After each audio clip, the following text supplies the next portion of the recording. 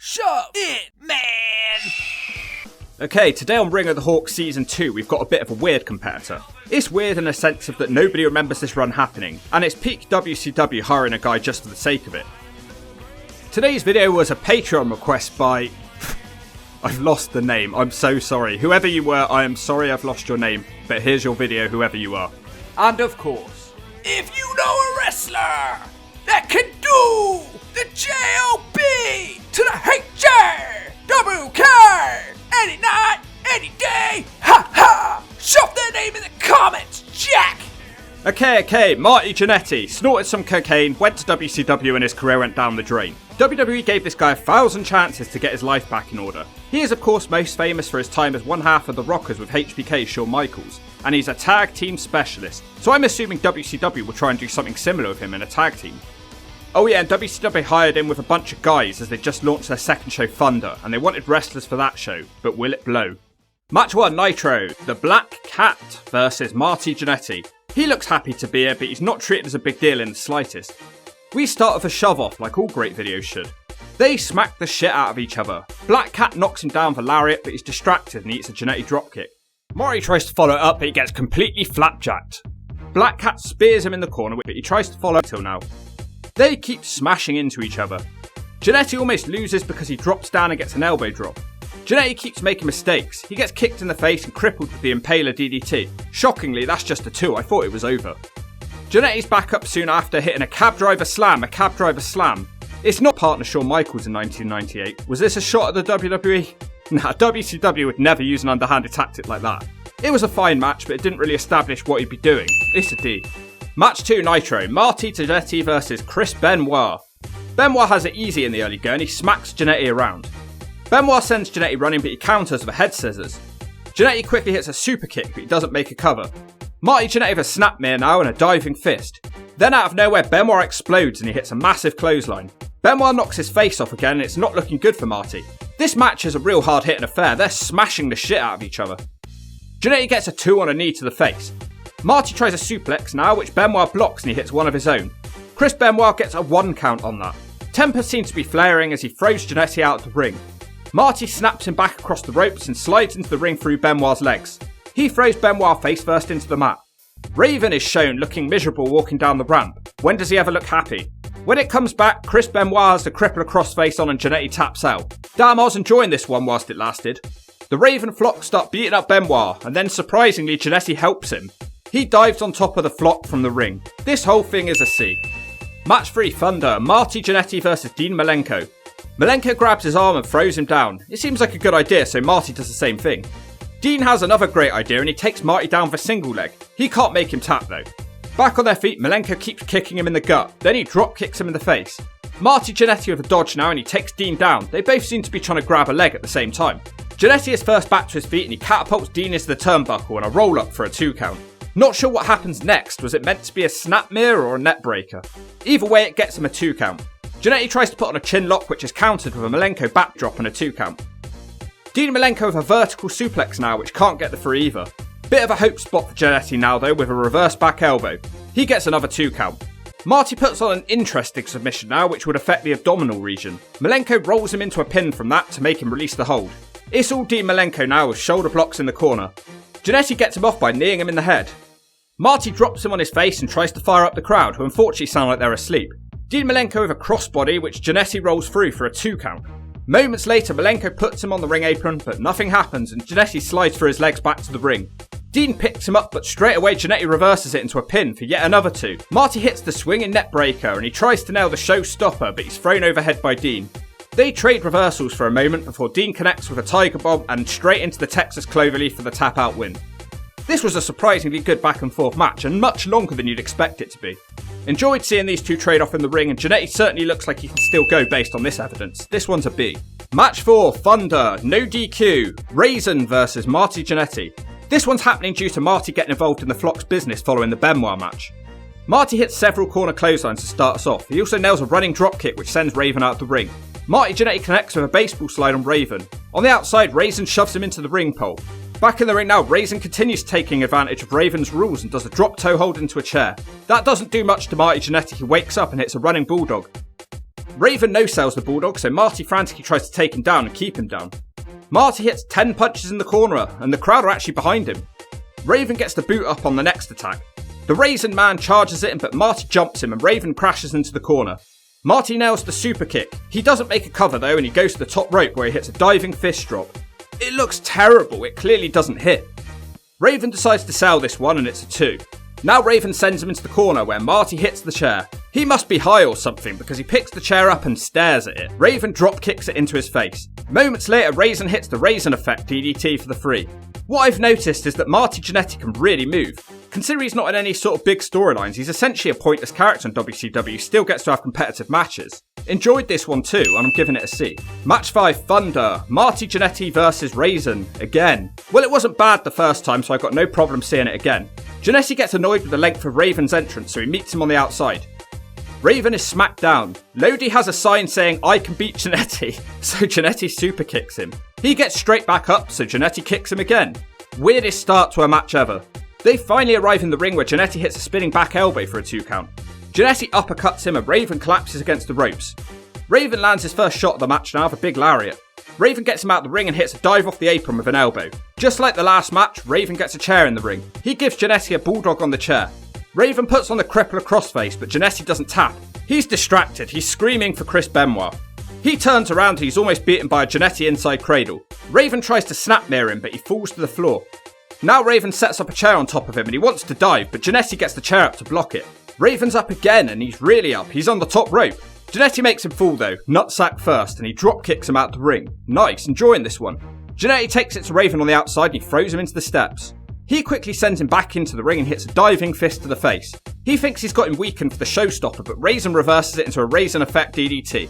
Wow, really nice match. I'm impressed with the transitions. This one's a B, loved it. He somehow makes you care without really doing anything incredible. The sign of a good wrestler, it's a B. Match 6, Thunder, Scott Steiner with Buff Bagwell versus Marty Jannetty.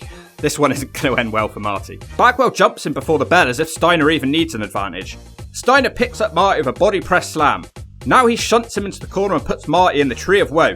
Steiner just smacks him a bit and taunts the crowd. Scott Steiner eventually stops and hits a belly-to-belly suplex. He now has him on the top rope and he hits a devastating Frankensteiner, and that's the 3 count. A fun squash match where Marty managed the sum total of nothing. I guess he has a role to fill, and he filled it well. It's a D. Still makes all the work in the last matches feel pointless though. Match 7, Thunder, Brian Adams versus Marty Jannetty, who suddenly has loads of pyro for some reason. Brian Adams knocks him down straight away. They go outside where Brian Adams press slams Jannetty back into the ring. Adams tries an attack in the corner but he misses and Jannetty dives on him, but he dives straight into a bear hug.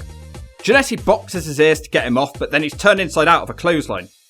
Jannetty keeps trying to fight back, but his crossbody is caught. And there it is, a sort of Scott Hall special, the sack of something. Adams whips Jannetty into the corner and he falls to the floor. Now he gives him a back breaker, it's not looking good here. Brian Adams misses a knee and Jannetty has an opening. He hits an atomic drop and a diving clothesline. Jannetty goes up to the top and there's a drop kick. The crowd are loving Jannetty. Marty jumps on the big man's back and attempts a sleeper, but that doesn't work and he's on the top rope now. He misses his jump and then he runs into a big turtle wheel slam. That's the 3. Enjoyed this match too, but not so much. It's a D. It was at this point I noticed that Marty just feels out of place in this era. I think his attire is the main problem. It feels like he went to sleep in the 80s and woke up in the late 90s. Match 8, Cruiserweight title. Okay, not sure what he's done to earn a title shot, but okay. The champion Chris Jericho versus Marty Jannetty. What's weird about this one is they say it doesn't matter and Marty floors him with a clothesline and does a dramatic spin around in circles. He hits a fist drop and a snap slam.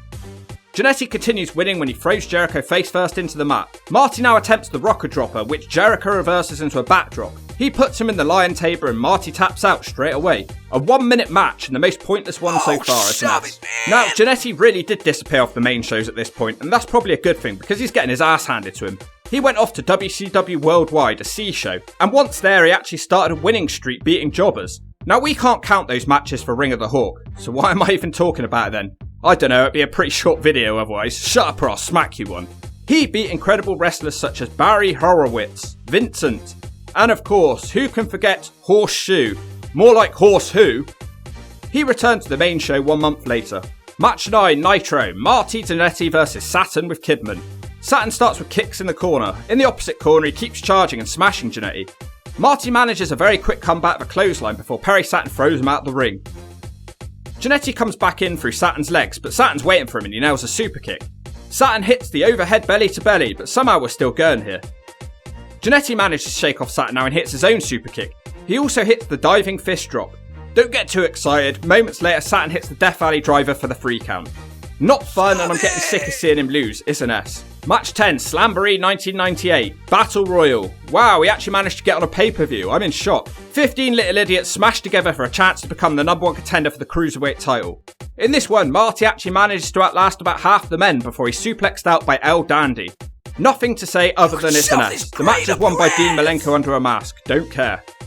Match 11, Thunder, tag match. Wow, 11 matches in and we get our first tag match. You'd have thought WCW would be tempted to get him in some sort of tag team. It's Hugh Morris teaming up with the Barbarian with Jimmy Hart to face Marty Jannetty and Chris Adams, who also looks like he fell asleep in the 80s and woke up in the late 90s, so a very appropriate partner.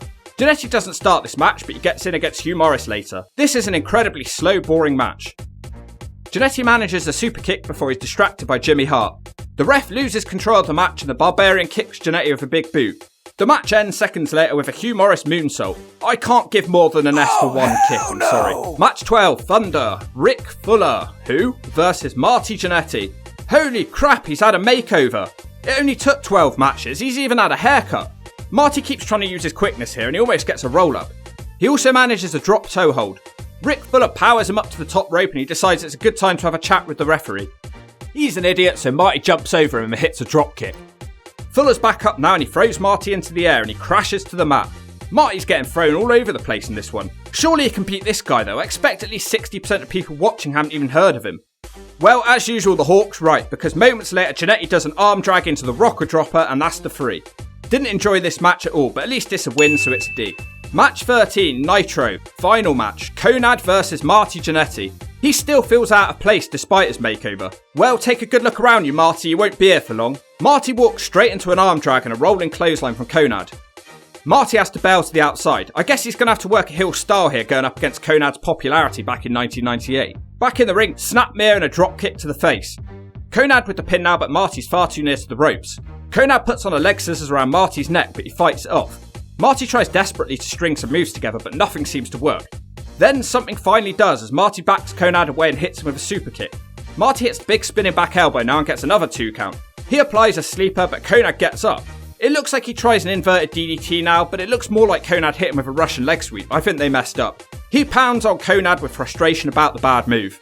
Now Marty drop kicks him down again. I have to say, Marty's looking in great shape here. He certainly seems to be trying to settle in with the big boys play. He looks in better shape than KONNAD, a man who looks muscly, fat and lanky all at the same time, somehow. KONNAD continues trying to come back, but he's elbowed in the face. Marty taunts the crowd and does a fist drop. Back to the sleeper we go again. KONNAD thinks he's got out of the trouble, but Marty smashes him in the gut of a knee, and back to the sleeper we go again. I think I'm going to fall asleep. KONNAD eventually gets out of it again, but he doesn't get very far and he eats a clothesline. Marty keeps arguing with the referee. We'll have to see if that costs him. Now Marty cuts KONNAD across the ropes for a 2 count. The crowd chant boring. Marty hits a diving crossbody, which is just another 2. He also hits a suplex, which I believe is the first time we've seen that in this video, and a fist drop. Out of nowhere, KONNAD kicks him in the gut and hits a facebuster, and just like that, he puts on the tequila sunrise and Jannetty taps out. This match was 10 minutes long and Jannetty controlled the whole thing. He's not very durable though, is he? He's always tapping out. Props to Marty for his efforts here, but it was just too slow and boring. There was not enough move variation to keep the crowd interested. I'm giving his final match a C though. He got injured at some point in that match anyway, and he was released from WCW whilst recovering from his injury. But at least Marty made $130,000 despite having such a short run. I'm still surprised they didn't try and sort a tag team run out for him. Now Marty's problems with cocaine are well established, but he's actually one of those wrestlers that's somehow still with us, and he's battling some serious health conditions right now. He actually was still wrestling on the independent scene as late as 2018. He made wrestling news again in 2020 when it seemed like he confessed to murdering a rapist in the 70s. Police were investigating him, so Marty backtracked, and I'm just going to read this statement he made as I think the whole squad will get a kick out of it, or should I say, a brick out of it. I said he disappeared. I didn't say I killed him. There was a brick laying there. What do you think when you're 13? I can't say he deserved to die, but he deserved to get his ass beat. And when I was beating him in the head with a brick, I was only trying to beat his ass. I wasn't trying to kill him. Well, bonus points for the brick, Marty, but this run is still only going to get a D. My main problem with this run is he didn't seem like he was moving with the times. He looked like a guy from the 80s. The wrestling was pretty decent still, and if you don't agree with that, I'll hit you with a brick and make you squeal.